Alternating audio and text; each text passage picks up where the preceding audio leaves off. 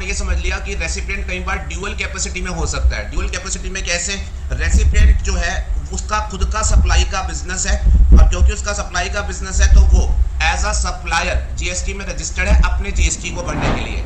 और उसके अलावा रेसिपिएंट ने बैकएंड से इनवर्ट सप्लाई ली है जिस पर उसका टीडीएस का ऑब्लिगेशन है, और उसको कंप्लाई करने के लिए वो एज अ टैक्स डिडक्टर जो है वो रजिस्टर्ड है। और आपको पैरेलल क्लैरिटी मौजूद रहे इसलिए मैंने यहाँ पर एक डिफरेंस की टेबल बना दी है कि अगर एक recipient as a supplier registered है तो उसने क्या क्या ऑब्लिगेशन कैसे कैसे फुलफिल किए, कहाँ कहाँ सेक्शन से अप्लाई हुए, और एज अ टैक्स डिडक्टर उसके ऊपर कहाँ कहाँ ऑब्लिगेशंस आए और वो कैसे कैसे कंप्लाई किए गए। तो पैरेलली एक बार इनको पढ़ लोगे तो डेफिनेटली आपका क्लैरिटी लेवल जो होगा वो काफी ज्यादा बढ़ जाएगा। इंपॉर्टेंट जो पॉइंट्स है वो मैं आपको बोल देता हूँ। सबसे पहले बात मैंने लिखी ऑब्लिगेशन टू पे। तो बेटा एज अ सप्लायर जब मैं काम कर रहा हूँ, मैं रेसिपिएंट की बात कर रहा हूँ, एज अ सप्लायर में जब काम कर रहा हूँ तो मैं सप्लाई कर रहा हूँ, उस पर जीएसटी का चार्ज आएगा। वो चार्ज कहाँ से आएगा? चार्जिंग सेक्शन से जो हमारे पास है section 9 of CGST act. And as a recipient मेरे को जो टैक्स डिडक्ट करके गवर्नमेंट को देना है उसका चार्ज, उसका ऑब्लिगेशन मेरे पास कहाँ से आया है? सेक्शन 51 से। चलिए जी, अब मेरे को लायबल बनाया गया तो फिर मेरे रजिस्ट्रेशन की बात आई तो एज अ सप्लायर मैं रजिस्ट्रेशन कराने के लिए लायबल होता हूं। एज अ सप्लायर मेरी रजिस्ट्रेशन का ऑब्लिगेशन बेटा सेक्शन 22 से भी आ सकता है और सेक्शन 24 से भी आ सकता है। टर्नओवर बेस्ड कैटेगरी में भी आ सकता है और कंपल्सरी में भी आ सकता है। But as a tax deductor मेरा ऑब्लिगेशन हमेशा क्या रहेगा? कंपल्सरी रजिस्ट्रेशन सेक्शन 24 में। ठीक है जी। फिर उसके बाद रजिस्ट्रेशन प्रोसीजर में भी बेटा थोड़ा बहुत फर्क रहेगा। अगर एज अ सप्लायर मैं रजिस्ट्रेशन के लिए लायबल हूं तो रजिस्ट्रेशन के लिए मैं प्रोसीजर फॉलो करूंगा, वो सेक्शन 25 ने बताया है। और 25 बताता है कि आपको रजिस्ट्रेशन के लिए प्रेस्क्राइब फॉर्म में एप्लीकेशन वगैरह सबमिट करनी पड़ेगी। तो साथ में एसोसिएटेड रूल्स चलते हैं। तो उनमें कंबाइंड इफेक्ट ये है कि जब आप रजिस्ट्रेशन करेंगे तो रजिस्ट्रेशन की एप्लीकेशन देंगे, एंड एज अ सप्लायर जब आप रजिस्ट्रेशन करेंगे तो बेटा आपकी एप्लीकेशन का फॉर्म प्रेस्क्राइब्ड है REC 01। आप उसको रिक्विजिट डॉक्यूमेंटेशन के साथ सबमिट करेंगे और आपको रजिस्ट्रेशन सर्टिफिकेट मिलेगा REC 06। बट प्लीज ध्यान में रखिएगा, आप एज अ टैक्स डिडक्टर जब रजिस्ट्रेशन कराने जाएंगे तो सेक्शन 25 आपको ये कहता है कि आपको रजिस्ट्रेशन कराते टाइम आपको जो प्रेस्क्राइब प्रोसीजर फॉलो करना पड़ेगा उसका सेपरेट रूल है, और उस रूल ने आपके लिए सेपरेट फॉर्म ऑफ एप्लीकेशन जो है वो प्रेस्क्राइब किया हुआ है, विच इज REC 07।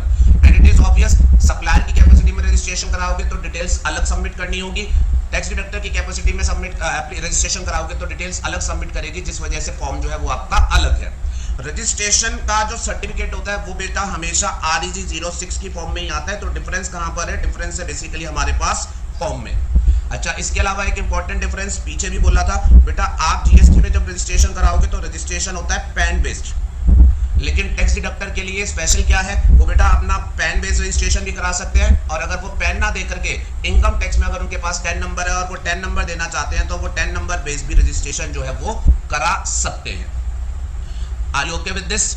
अच्छा, एक बात यहाँ पर एक एक्स्ट्रा डिफरेंस आप अपने हाथों से नोट डाउन कर लो, ये बिल्कुल लेटेस्ट डिफरेंस है बेटा। अभी रिसेंटली जीएसटी में रजिस्ट्रेशन को आधार से भी लिंक कर दिया गया है कि कोई भी व्यक्ति अगर रजिस्ट्रेशन कराएगा तो रजिस्ट्रेशन कराते टाइम उसका आधार जो होगा वो ऑथेंटिकेट जो होगा वो वैलिडेट किया जाएगा। बट आधार ऑथेंटिकेशन आपके ऊपर अप्लाई होगा जब आप सप्लायर का रजिस्ट्रेशन कराएंगे।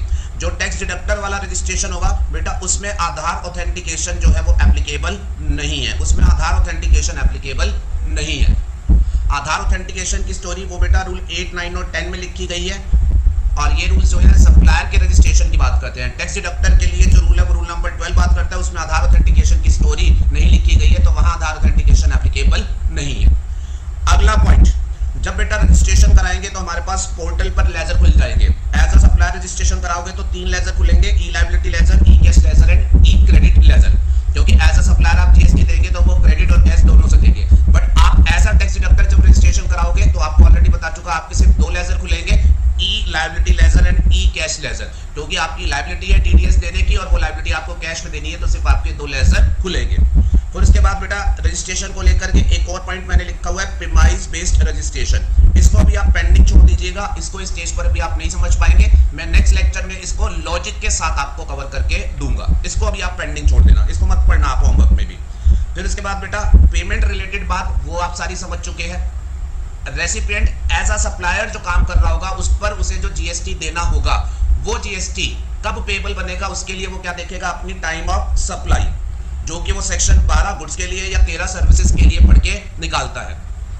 एज अ टैक्स डिडक्टर उसको टीडीएस किस पॉइंट ऑफ टाइम पर देना है, उसके लिए उसे सेक्शन 51 में ही बता रखा है कि पेमेंट बेसिस पर जो है वो उसे टीडीएस जो है वो देना है। ठीक है, तो आपको पता है दोनों के लिए आप अलग अलग चीजें जो है वो देख रहे हैं। फिर फर्दर एज अ सप्लायर जब आप सप्लाई का जीएसटी देंगे तो टाइम ऑफ सप्लाई निकाल लेंगे हर ट्रांजैक्शन की, और उसके बाद जीएसटी जो देंगे वो आप अपनी रिटर्न्स के थ्रू देंगे। रिटर्न्स के थ्रू अगर आप नॉन क्यूआरएमपी टैक्स पेयर है तो आपकी मंथली जीएसटी 3 जा रही होगी 20 तारीख तक, उसमें देंगे। अगर आप क्यूआरएमपी टैक्स पेयर है तो आपकी रिटर्न क्वार्टरली जा रही होगी, बट टैक्स आप मंथली बेसिस पर पे करेंगे। वो आप जानते हैं पहले 2 महीने का 25 को और आखिरी महीने का रिटर्न के साथ। ऑन द कॉन्ट्रेरी अगर आप टैक्स डिडक्टर है और आपको टीडीएस देना है तो टीडीएस कब तक देना है, वो मंथली बेसिस पर आपको 10 तारीख तक देना है। और मोड ऑफ पेमेंट में भी फर्क रहता है। एज अ सप्लायर जब आप जीएसटी देते हैं तो या तो क्रेडिट से देते हैं या फिर कैश से देते हैं, मतलब ई क्रेडिट लेजर या ई कैश लेजर। लेकिन एज अ टैक्स डिडक्टर जब आप पेमेंट करते हैं तो आप पेमेंट कैसे करते हैं, कैश से। सेक्शन 49 आपका हो चुका है, सेक्शन 49 ने ये बातें बता रखी थी। तो बेटा पेमेंट रिलेटेड डिफरेंसेस भी आपको क्लियर हो गए। अब आखिरी जो बात रह जाती है वो रह जाती है रिटर्न्स रिलेटेड प्रोविजन की। इसको जरा थोड़ा सा ध्यान से सुन लेना बेटा। जीएसटी में एक तो आपकी मंथली रिटर्न की बात चलती है और एक आपकी एनुअल रिटर्न्स की बात चलती है। एज अ सप्लायर जब आप रजिस्टर्ड होंगे अपनी सप्लाई का जीएसटी देने के लिए तो आपको अपनी रेगुलर रिटर्न देनी होगी, उसके लिए होता है सेक्शन 39, और आपको अपनी एनुअल रिटर्न देनी होगी, उसके लिए होता है सेक्शन 44। अच्छा, आप प्लीज ध्यान में रखिएगा, एज अ टैक्स डिडक्टर जब आप टीडीएस की पेमेंट के लिए रजिस्टर्ड है तो फिर आपको टैक्स डिडक्टर के तौर पर अपनी रिटर्न देनी है। आपको ये ध्यान में रखना है सेक्शन 51 ने टैक्स डिडक्टर को लेकर के बहुत सारी बातें करी थी, बट रिटर्न को लेकर के कोई बात नहीं करी थी। सेक्शन 51 ने उसको रिटर्न को लेकर के कोई बात नहीं करी थी, और वो इसलिए नहीं करी थी बेटा क्योंकि रिटर्न उसके लिए जो फाइल करनी होती है उसके लिए सेक्शन 39 ही बात करता है। 51 पूरा पढ़ा दिया, 51 ने उसको सारी बातें बताई थी, बट रिटर्न को लेकर के 51 ने कुछ नहीं बोला था, क्योंकि रिटर्न उसकी 51 के थ्रू नहीं आती, रिटर्न उसको सेक्शन 39 में ही जो है वो कवर की गई है। और प्लीज ध्यान में रखिएगा उसके लिए एनुअल रिटर्न है ही नहीं, तो सेक्शन 44 में उसके लिए कोई एनुअल रिटर्न के प्रोविजन नहीं है। तो I would like to repeat कि जो आप सप्लायर के तौर पर रिटर्न फाइल करेंगे रेगुलर 39 में होगी, डिडक्टर वाला भी 39 में ही फाइल करेगा, रिटर्न का फॉर्म अलग रहेगा। एनुअल रिटर्न सप्लायर 44 में फाइल करेगा, डिडक्टर के लिए एनुअल रिटर्न का कोई कंसेप्ट ही नहीं है। अच्छा जी, अब सेक्शन 39 को थोड़ा सा एलोबरेट मैंने यहाँ पर किया है, जरा सुन लीजिएगा। नॉर्मली एज अ सप्लायर आप नॉर्मल सप्लायर होंगे, आपके रिटर्न का फॉर्म होगा जीएसटीआर 3B, सेक्शन 39(1) कहता है, और इसकी ड्यू डेट जो रहेगी वो 39(1) ही बताता है। मंथली बेसिस पर 20 रहेगी, और अगर आप क्वार्टरली क्यूआरएमपी है तो फिर 22 या 24 रहेगी।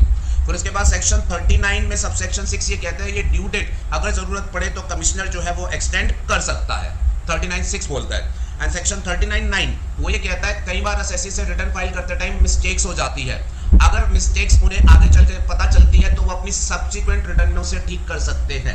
आपसे एक रिटर्न में मिस्टेक हो गई, उसको ठीक कैसे करोगे, रिटर्न को जो पहले फाइल हो चुकी उसको छोड़ दो, आप आगे के रिटर्न्स में उस मिस्टेक को जो होगा वो ठीक करेंगे। रेक्टिफिकेशन अलाउड है, पर definitely subject to time limitation.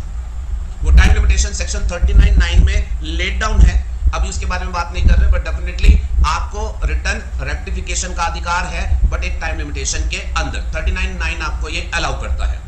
अच्छा, और बेटा कई बार लोग रिटर्न टाइम से फाइल नहीं करते और गवर्नमेंट चाहती है रिटर्न टाइम से फाइल हो, तो गवर्नमेंट ने एक सेक्शन बना रखा है 47, जिसमें उन्होंने ये बोला हुआ है कि जो भी लोग अपनी सेक्शन 39 में रिटर्न टाइम से फाइल नहीं करेंगे उनको जो होगा लेट फीस पे करनी पड़ेगी। जितना लेट करोगे उतने के हिसाब से लेट फीस देनी पड़ेगी। और बेटा ये लेट फीस उन्होंने 47 में लिखी हुई है 100 rupees per day subject to maximum rupees 5000। कितनी बेटा 100 रुपीज पर डे, लेकिन मैक्सिमम कैप उसके ऊपर क्या लगा रखी है 5000।